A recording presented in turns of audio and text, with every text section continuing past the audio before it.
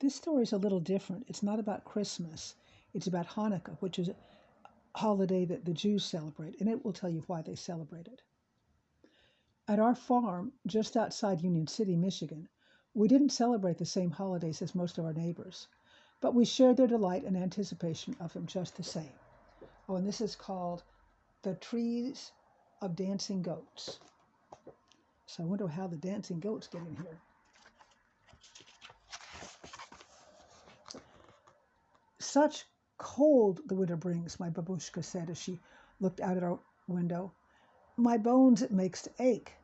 She slapped her chest. Then she caught my eye and winked. She wasn't fooling me. I knew how much she loved the snow.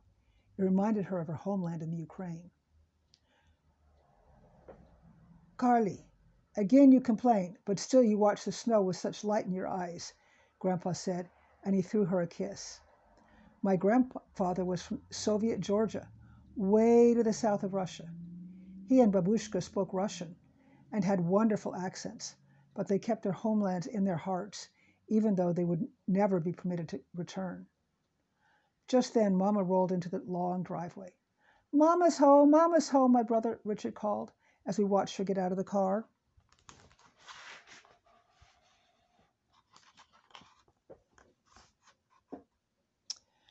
Mama drove way over to Battle Creek every day to teach school, but now she'd be off for 2 weeks because of the holiday season. I loved having her home for winter vacation.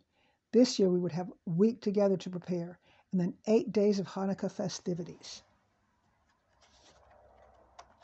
They're Jewish, and they celebrate Hanukkah, which is at about the same time as Christmas.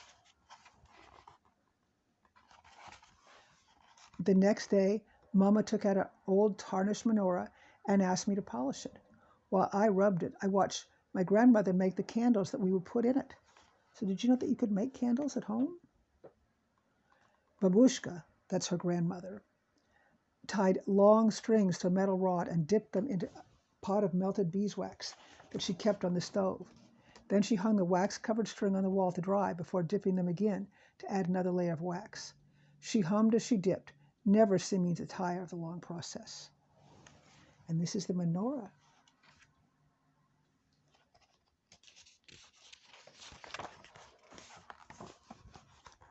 Grandpa prepared for a festival of lights as well. He carved small toys out of wood. Richard and I weren't supposed to know that he was making them for us. Those are cute, aren't they? But he did every year, and that afternoon we went to town. We couldn't help sneaking into his workroom to take a peek. Look, a dancing goat, my brother exclaimed as he held one up. I like this one, I said, cradling a little dog in my palm. Grandpa had painted the animals with colors from his homeland. We marveled at how magical they all were. Do you think he made enough for all 8 days of Hanukkah? Richard asked as he eyed the array of wooden figures. You know he has, I whispered. I took one last look, knowing that soon Grandpa would wrap them up in colored paper.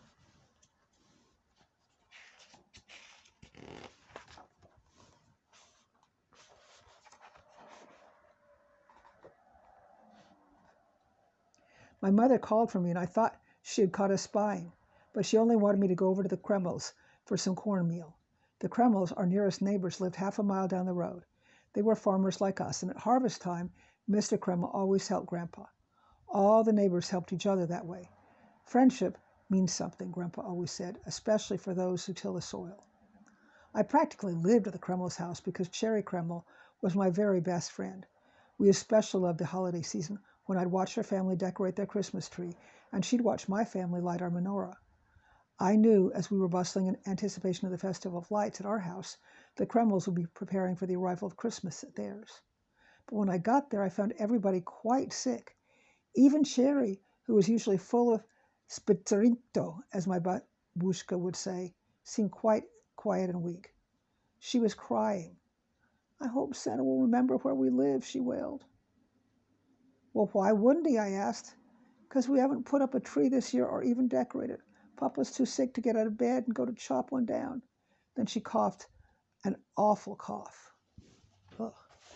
Her friend doesn't look very good, does she?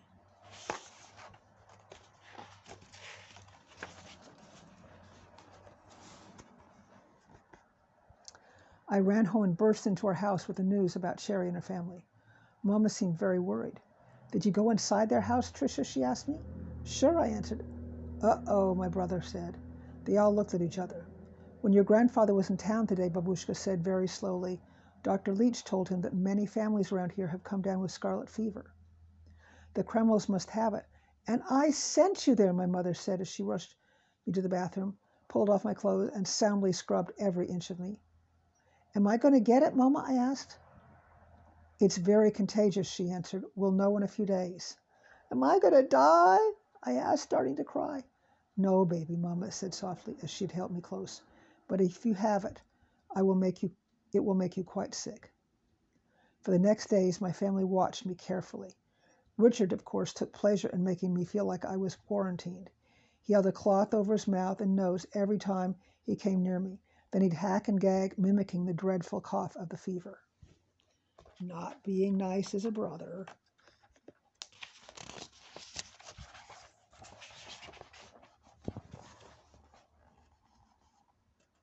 As the days passed, it was evident that I was not going to get sick.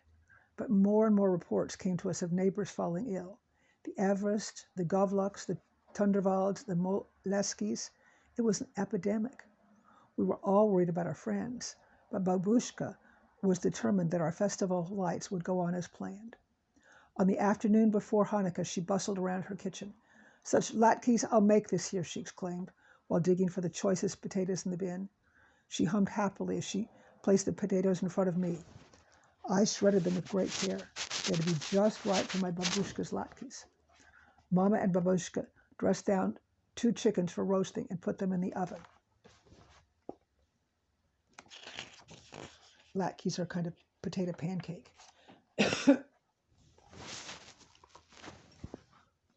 Just as the aroma of wonderful feast met our nostrils, the sun set, and it was time to light the menorah. Gramps recited the blessing and lit the shomas, the candle used to light all the others. Babushka put the first candle in the menorah and lit it with the shomas. Then Mama told the story, as she did every year, of our people long ago. Tonight, we are celebrating miracles, she stated. The miracle that a very small band of Jewish farmers turned soldiers could defeat a huge Syrian army. Were they really farmers before they were soldiers? Richard asked. Simple farmers, Grandpa answered. Just like us. They were fighting so that they could worship in their own way, my mother added. Then there was the miracle of the light, my grandfather said with a twinkle in his eyes.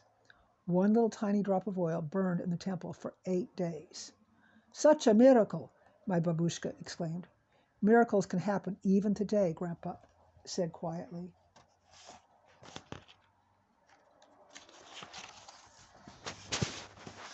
After dinner, Grandpa handed us the first of our beautifully wrapped presents. He looked troubled, though. You know, he began, our neighbors are having such a hard time, and this should be a time of gladness for them. If only we could do something to make their holiday special. His voice trailed off. Babushka thought for a while. They always bring a tree into our house. Only in America does a tree grow right out of the living room floor. She rocked with laughter. Carly, we should cut down trees and take them to their houses, Grandpa announced. Babushka smiled in agreement. I'll cut them tonight. You can help, Richard, Grandpa said, already putting on his winter coat. You can dress down more chickens and take them food, Babushka said, as she scurried into the kitchen.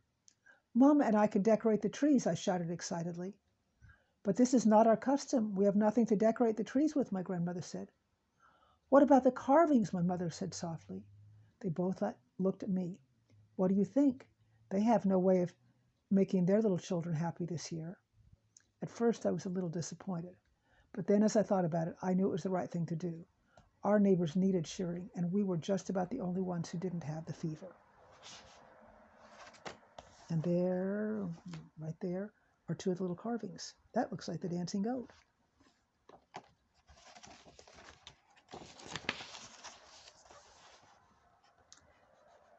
Grandpa and Richard brought the cut trees into our living room.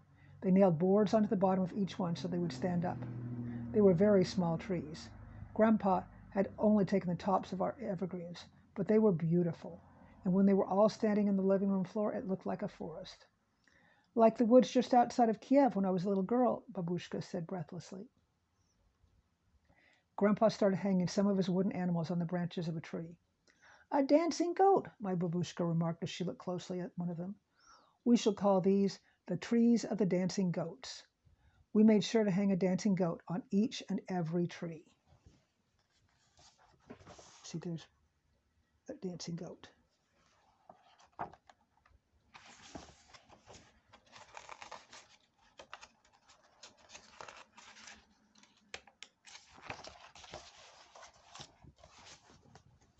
As we decorated our trees, we sang and laughed. The single candle in the menorah flickered as we asked it to reach another carved animal or to paste together paper chains to hang on the trees. We all worked into the night. While Grandpa, Richard, and I finished the decorating, Babushka and Mama roasted more chickens and fried more potato latkes. They packed the food in baskets, and in each one, Babushka put one of her homemade Hanukkah candles. So they will have the light of God in their hearts, and so that God will protect them and make them well again, she murmured. What a nice idea.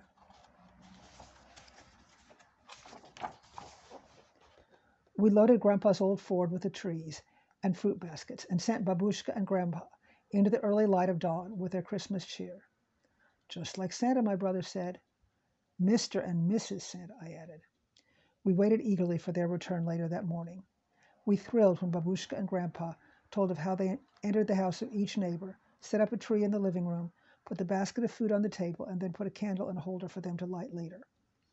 Mama was a little worried that they had been exposed to the fever, but Babushka said, in so much worse I've been. You shouldn't know from God will protect. God will protect. This I know.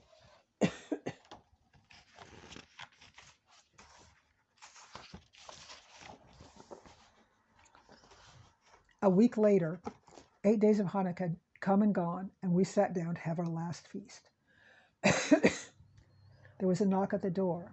Now, who could that be? Babushka said as she scurried over to the door with her usual warm smile. It was the Kremls. Cherry and her mom and dad. They looked pale, but assured us they were quite well now. We have something for you, Cherry announced, and she bolted through the door holding a basket. Her mother and father had tears in their eyes as they hugged my grandparents and my mother. Look what my dad made for you, Cherry said. She pulled out a menorah that Mr. Kreml had carved out of wood. On it, he had mounted some of the animals that we had given to them.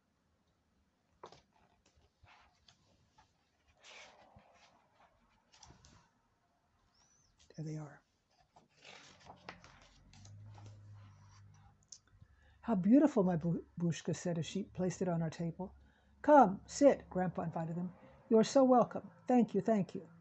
Thank you, George, Mr. Kreml said, looking into Grandpa's eyes. They sat down and shared our feast. But this time our menorah had been lit for an hour or so, and when we lit the candles in the new menorah, we noticed something wondrous.